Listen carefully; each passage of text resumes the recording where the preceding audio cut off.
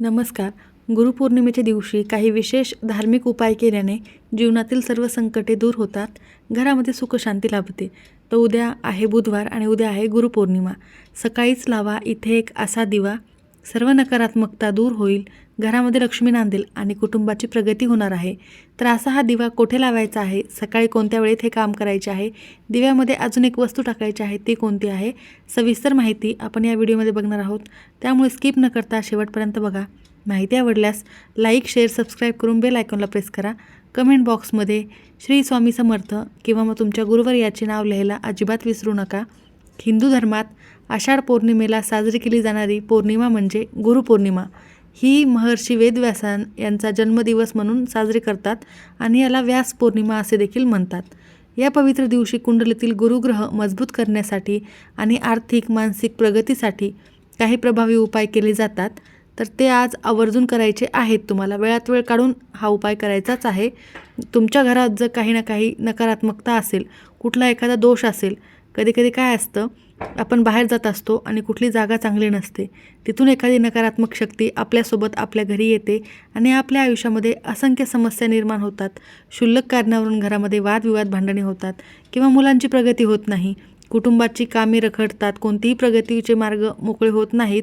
त्यासोबतच असंख्य समस्या, आजारपण असो किंवा मतभेद असो, शत्रुत्रास असो, काही ना काही समस्या आपल्याला उद्भवत असतात. तर या सर्व समस्या दूर करण्यासाठी फक्त हा एक दिवा अत्यंत प्रभावशाली ठरणार आहे. तुम्हाला उद्या सकाळी कोणत्या वेळेत हे काम करायचे आहे, तर सकाळी लवकरात लवकर ब्रह्ममुहूर्तापासून ते 11:30 वाजेपर्यंत कधीही तुम्ही हा उपाय करू शकता. जेव्हा तुम्हाला शक्य होईल त्या वेळेत करा. नाहीच जमले तर मग संध्याकाळी तुम्हाला हा दिवा लावायचा आहे, चालेल. दिवसभरात नका करूत, एक तर सकाळी किंवा मग संध्याकाळी. सकाळी करण्याचा जास्तीत जास्त प्रयत्न करा, कारण सकारात्मकता जास्त प्रमाणामध्ये सक्रिय असते. वातावरणामध्ये, ब्रह्मांडात सकारात्मक लहरी या ब्रह्ममुहूर्तापासून खूप जास्त प्रमाणामध्ये सक्रिय असतात आणि या वेळेत केलेले कोणतेही उपाय हे फलित ठरत असतात. तुम्ही हे ऐकलं असेल की सकाळी ब्रह्ममुहूर्तावर जाग आल्यानंतर आणि तेव्हा आपण एखादी इच्छा मागितली तर ती पूर्ण होते, असे तुम्ही ऐकले असेल. त्याचप्रमाणे असा हा सकारात्मकतेचा दिवा तुम्ही ब्रह्ममुहूर्तापासून सकाळी 11:30 वाजेपर्यंत कधी जरी लावलात तर नक्कीच तुमची सर्व इच्छा पूर्ण होतील. तर हा उपाय करण्यासाठी तुम्हाला काय करायचे आहे, उद्या सकाळी लवकर उठायचे आहे, स्वच्छ स्नान करायचे आहे. सकाळी स्नान करून देवाला पिवळ्या रंगाची मिठाई किंवा बेसनाचे लाडू अर्पण करावेत आणि नंतर तो प्रसाद सर्वांना वाटप करावा. यामुळे नोकरी किंवा उद्योग व्यवसायातील अडथळे हे दूर होत असतात.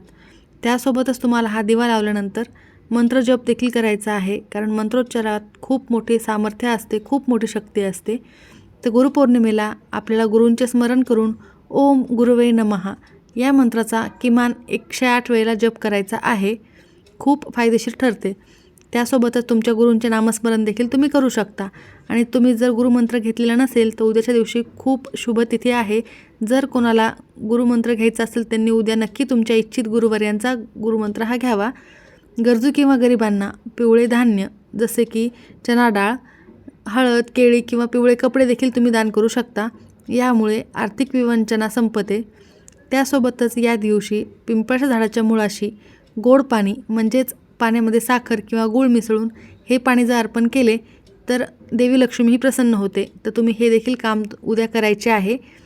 अगदी सोपे, याला देखील जास्त वेळ लागणार नाही. माता लक्ष्मीला प्रसन्न करून घेण्यासाठी आणि तुमच्या घरामध्ये कायम वास करण्यासाठी तुम्हाला हे एक सोपा उपाय करायचा आहे. लक्ष्मी फक्त पैशा स्वरूपच म्हणजे आर्थिक स्वरूपातच घरात येत नसते, तर तुम्हाला सुख, शांती, समृद्धी, आनंद, समाधान, धनप्राप्ती सर्वच प्रकारे तुमच्या घरामध्ये अष्टलक्ष्मीचे आगमन व्हावे आणि कायम स्थिर राहाव्या यासाठी, सकारात्मकतेसाठी हा एक दिव्याचा उपाय खूप फायदेशीर ठरणार आहे. कारण दिवा हा ज्ञानाचे, सकारात्मकतेचे प्रतीक आहे आणि प्रकाशाचे प्रतीक आहे. आणि लक्षात ठेवा, ज्या ठिकाणी प्रकाशमय वातावरण असते, स्वच्छता असते, तिथे माता लक्ष्मी प्रवेश करते आणि तिथून लक्ष्मी कधीही काढता पाय घेत नाही. तिला स्वच्छता आणि प्रसन्नता आणि प्रकाशमय वातावरण अतिशय प्रिय आहे.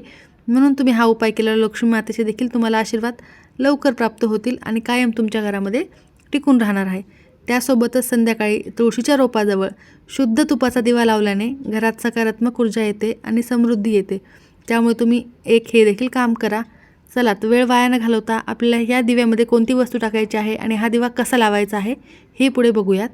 त्याआधी वैवाहिक जीवनात जर समस्या असतील, पती पत्नीने एकत्र चंद्राचे दर्शन घ्यावे. कुंडलीतील चंद्र दोष असल्यास रात्री चंद्राला दूध, गंगाजल आणि अक्षता मिसळून अर्घ्य द्यावे.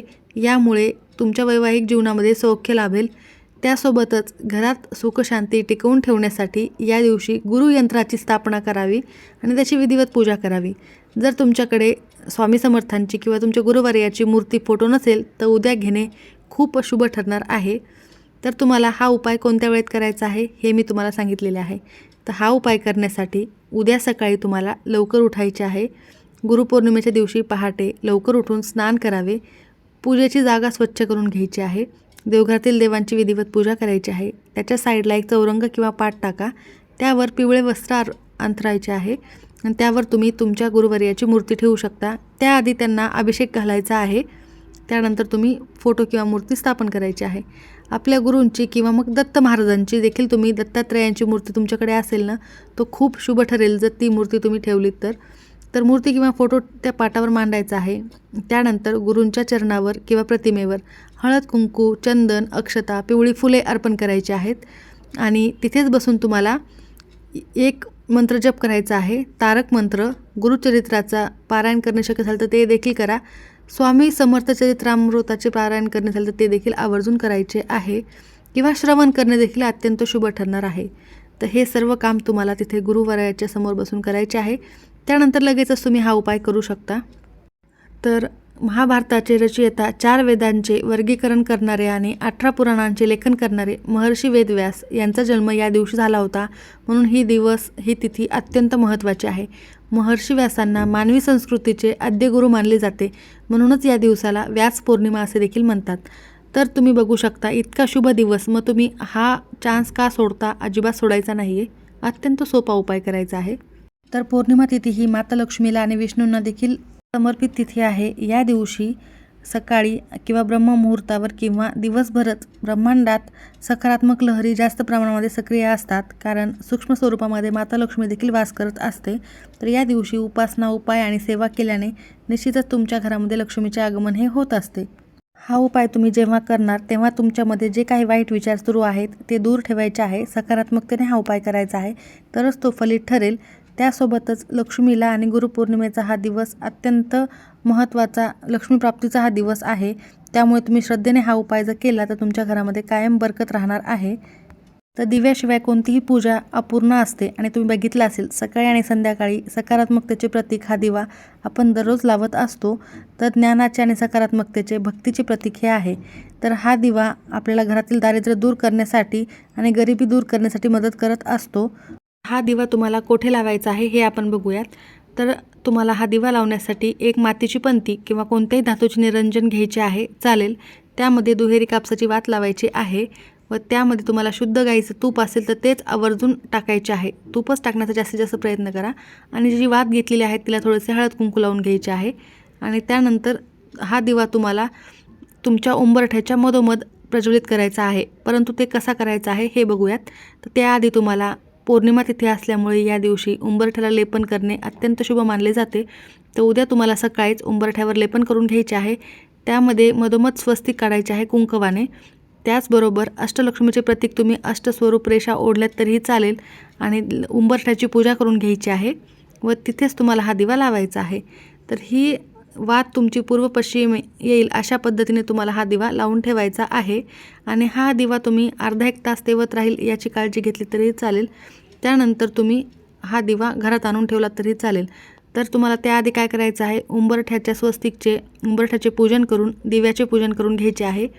तर दिवा तुमच्या उंबरठ्याच्या मधोमध थोड्या वेळासाठी ठेवायचा आहे. त्याखाली तुम्हाला दिव्याला आसन द्यायचे आहे. मग तुम्ही ते फुलाचे देऊ शकता किंवा तांदूळाचे दिले तरीही चालेल. आणि त्या दिव्यामध्ये तुम्हाला 2 अखंड फुलांच्या लवंगा टाकायच्या आहेत, 3 हिरवी वेलची टाकायच्या आहेत आणि 1 रुपयाचं नाणं टाकायचं आहे आणि त्यानंतर त्या दिव्याला हळद कुंकू लावायचे आहे.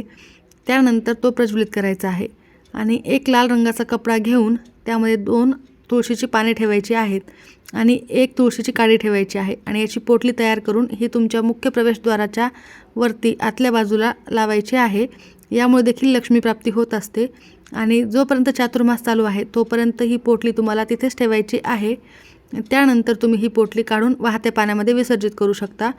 गुरुपौर्णिमेला तुमच्या उंबरठ्यावरती हा जो उपाय केला तर नकारात्मकता कधीही घरात येणार नाही, अलक्ष्मी घरात प्रवेश करणार नाही आणि सर्व समस्या दूर होतील.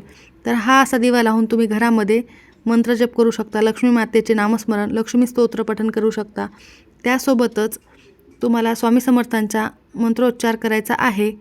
गुरु ब्रह्मा गुरु विष्णू गुरुदेव महेश्वरा हा मंत्र देखील तुम्ही जप करू शकता. जितकी जास्तीत जास्त मंत्रोच्चार सेवा कराल तितकी लवकर फलित ठरत असते. त्याचबरोबर संध्याकाळी तुम्हाला हा दिवा असाच पुन्हा एकदा लावायचा आहे. जर तुम्ही सकाळी उपाय केला असेल तर, किंवा संध्याकाळी देखील करू शकता. आणि त्यासोबत तुळशीजवळ देखील एक दिवा तुम्हाला लावायचा आहे.